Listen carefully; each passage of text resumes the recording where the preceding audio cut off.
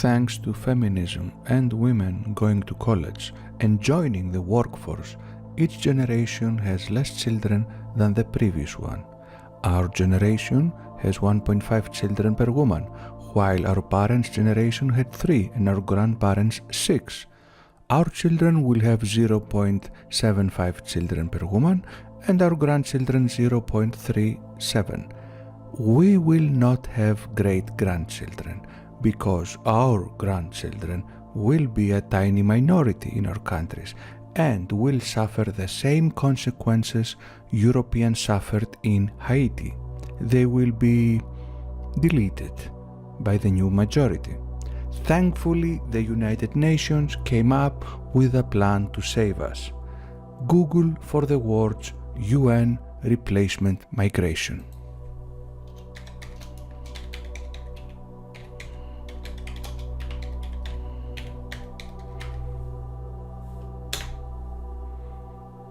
Click on this result. Replacement migration, is it a solution?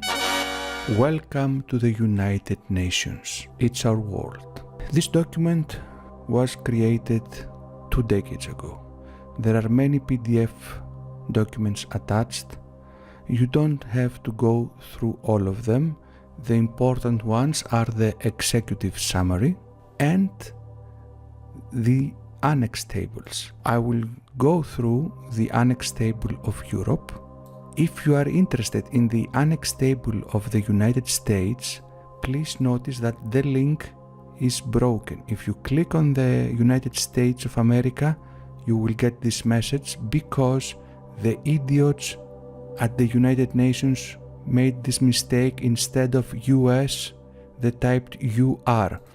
If you copy this link and paste it and change the R to an S, you will get the annex table for the United States. Let's go back and let's look at the executive summary in English. Executive summary. The United Nations Population Division monitors fertility, mortality, and migration trends for all countries in the world. Among the demographic trends revealed by those figures, 2 are particularly salient: population decline and population aging. Yes, we are facing a double problem. We have low birth rates, and this means population decline, but at the same time, our population is aging because we are living more years. Instead of dying at 60 or 70, we live and become 80, 90, 100 due to modern medicine. The present study addresses the question of whether replacement migration is a solution to declining aging populations. Replacement migration refers to the international migration that would be needed to offset declines in the size of population, so to offset the birth rates, and declines in the population of working age. This is also very important. We don't have enough population in the working age. And the working age, according to the United Nations, is 15 to 64. As well as to offset the overall aging of the population. According to the United Nations population projections, all the countries of Europe are expected to decrease in population size over the next 50 years, as well as Japan, the US. The present study considers 6 different scenarios with regard to the international migration streams needed to achieve specific population objectives. So they created 6 hypothetical scenarios with different numbers of migration. The first scenario is based on the medium variance of the projections, and basically this means the first scenario is if migration continued at the same rate that it had during 1998. A small, steady migration every year. Scenario number 2 is assuming zero migration if we closed our borders completely after 1995 and we had zero new migrants.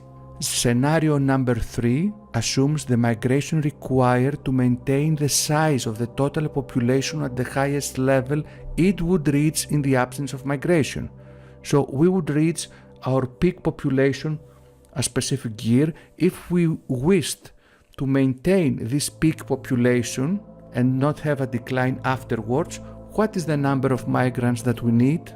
This is examined in scenario number 3. Scenario number 4 assumes the migration required to maintain the size of the working age population, 15 to 64 years, at the highest level it would reach in the absence of migration. So if we had zero migration, which would be the highest number of working people we would have in our country, in order to keep this number after the decline starts, how many migrants do we need? This is examined in scenario number 4. Scenario number 5 assumes the migration required to prevent this ratio of the population aged 15 to 64 to the size of the population that is aged 64 or over, and this is called the potential support ratio, from declining below the value of 3. This is the most important scenario, and you will see that this is basically the scenario we are living today. In order to maintain a working pension system, in order for the system not to collapse, you need at least 3 people working for each person that is retired. And then we have scenario number 6 that assumes the migration required to maintain the potential support ratio at the highest level it would reach in the absence of migration. Our countries had a support ratio much higher than 3. We had a support ratio of 5, 6. If we wished to support the ratio we had, how many migrants would we need? This is scenario number 6, and this is a scenario that is not possible. The total and average annual numbers of migrants for the period 2000 to 2050 for each scenario are presented in table number 1. So let's go into the numbers now that we understand what each scenario means. This is the net number of migrants by country or region and scenario. The numbers are in thousands. In Germany, from 2000 to 2050, we need 40,000 thousands. This means 40 million people for scenario number 5.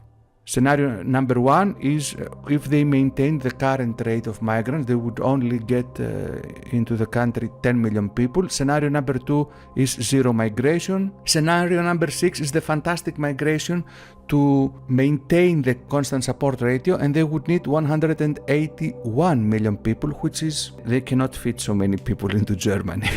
The United States, they will need 44 million people according to scenario number 5. Again, scenario number 5 is the only realistic scenario.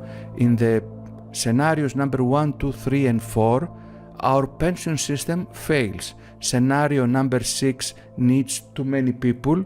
It's unrealistic. So the only realistic scenario is number 5, and they are trying to enforce scenario number 5 now. In Europe, we will need 235 million people in the next 30 years.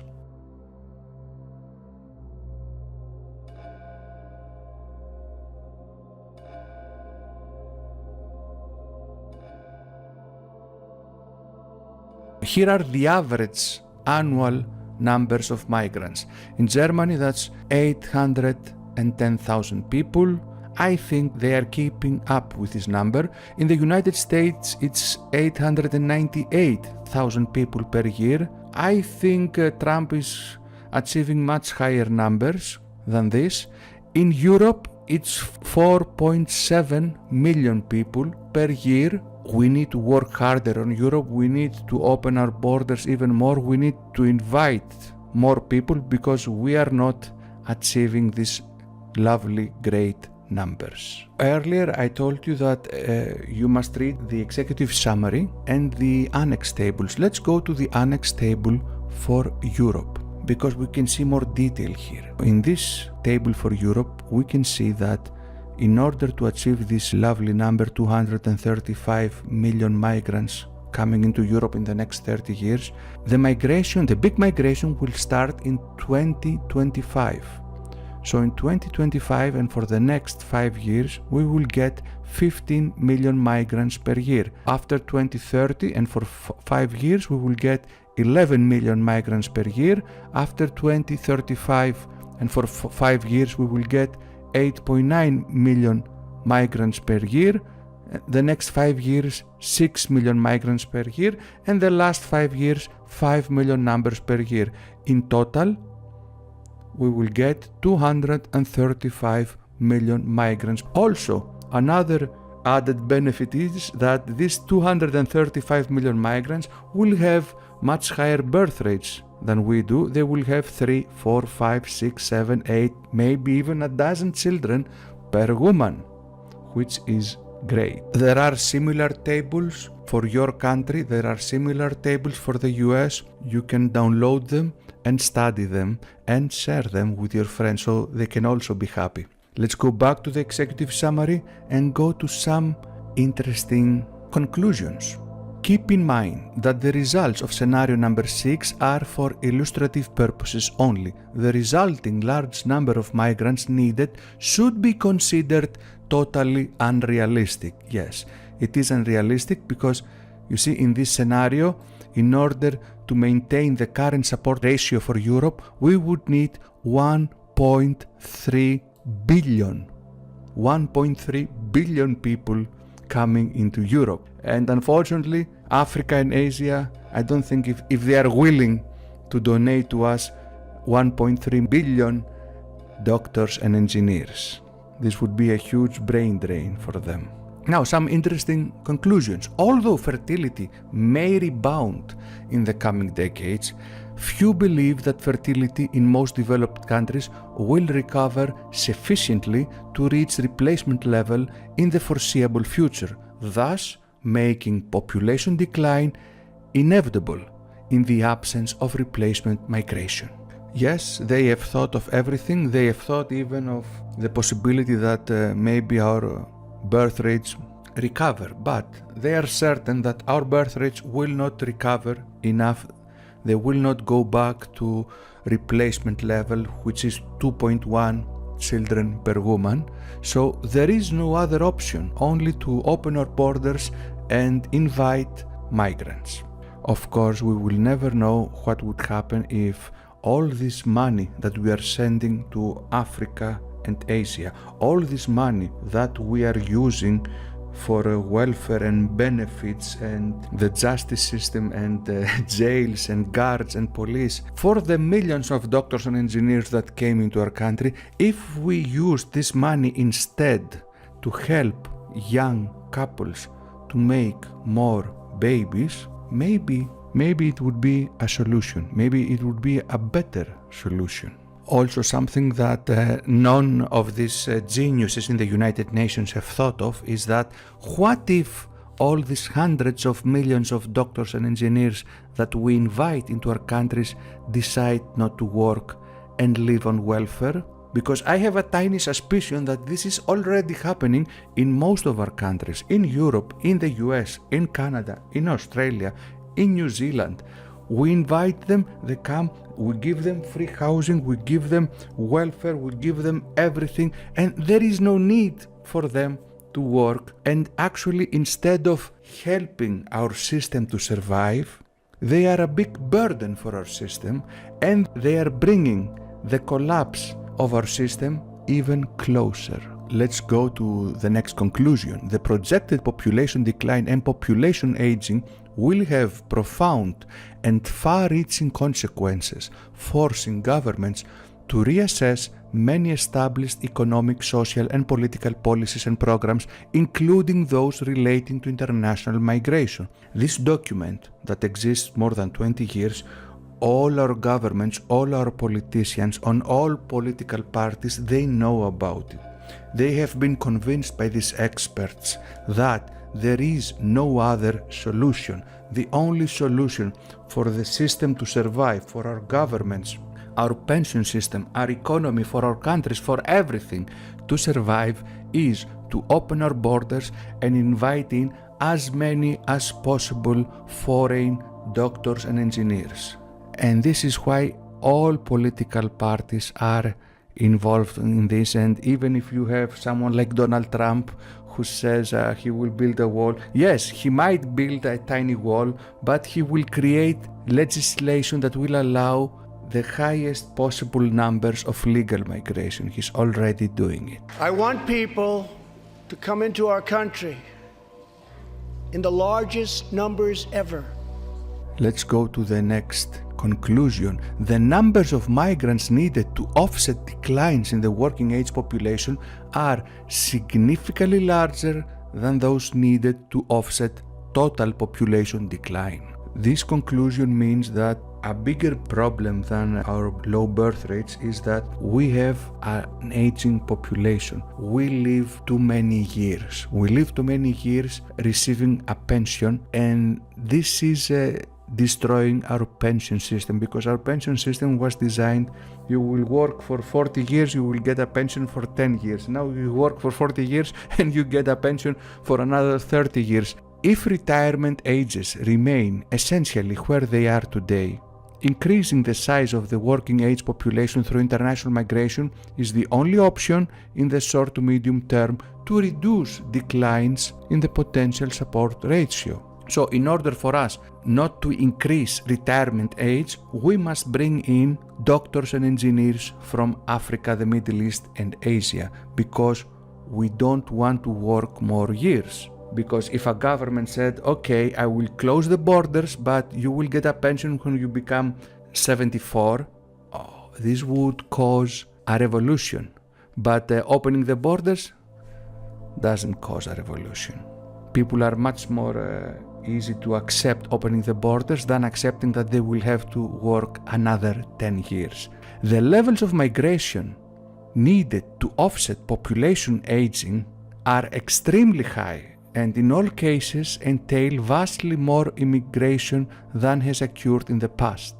Maintaining potential support ratios at current levels through replacement migration alone seems out of reach because of the extraordinary large numbers of migrants that would be required. Yes, maintaining our current support ratio, that we have 4 or 5 people working for each people receiving a pension, is not possible even if we invite billions into our countries, which means that eventually, don't think that you will get the same pension that your parents got. You will get a much lower pension, and you will get it at a much older age, even though you've opened your borders and invited hundreds of millions of doctors and engineers into your country. Possible future increases in economic activity rates for people aged less than 65 years cannot, on their own, be a solution to the decline in the active support ratios caused by population aging. This means that even if we find a way to make the working age population, the people that are less than 65 years old, to work more productive, more hours, even if anything we try is not enough to support the problem that is being caused by our population aging. And the last conclusions are that in most cases the potential support ratios could be maintained at current levels by increasing the upper limit of the working age population to roughly 75 years of age. So there is a solution. Close the borders and everyone works until he becomes 75 years old and then he receives a pension.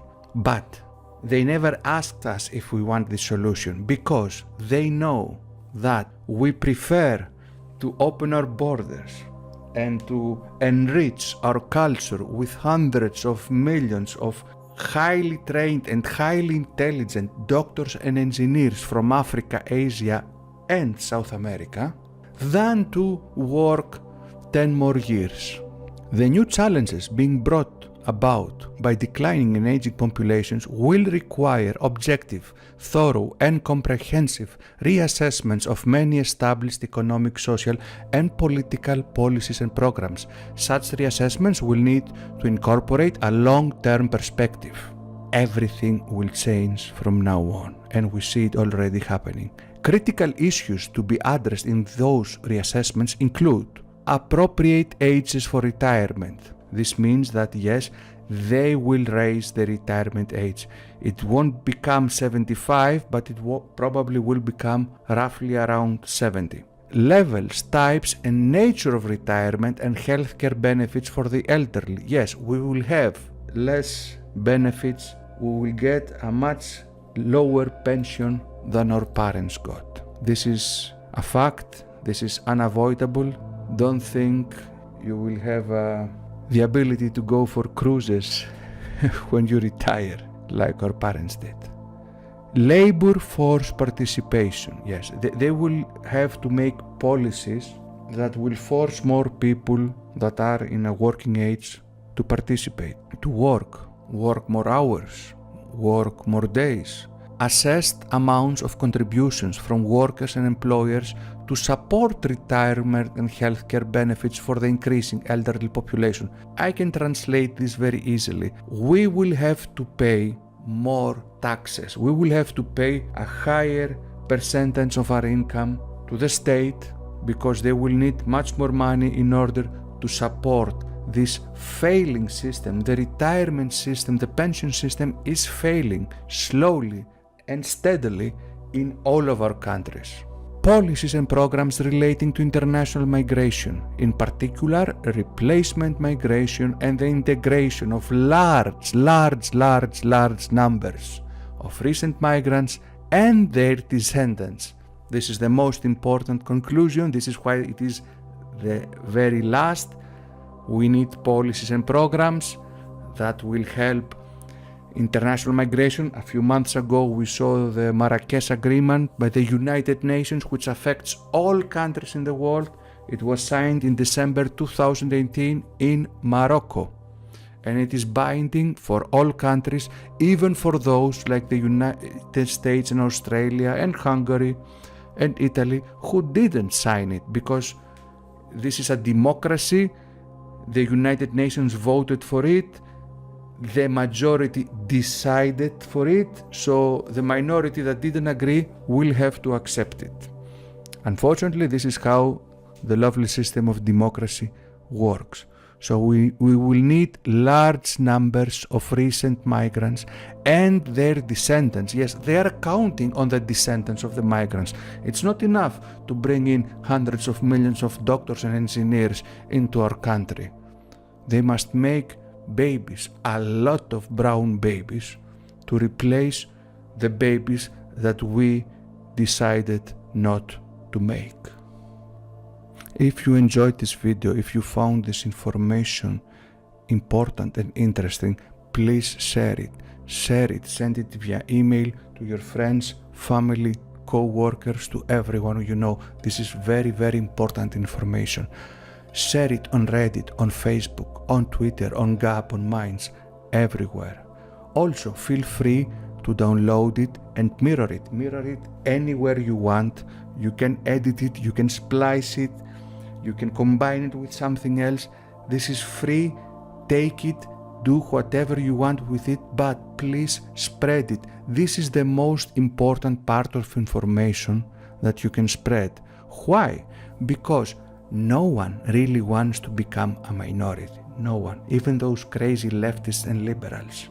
Deep inside, they don't want to become a minority. So if you give them this information, if they realize that on the current path, we will become a minority, and there is an orchestrated plan by the United Nations and all the governments in the world to make us a minority, a very tiny minority, a minority like our people are in South Africa right now, a minority like our people were in Haiti, who were completely deleted, erased in a very brutal way. So if you don't want this to happen to your children and your grandchildren, please spread this information, because they will try to silence it, they will try to ban it, they will try to delete it. Truth is extremist nowadays.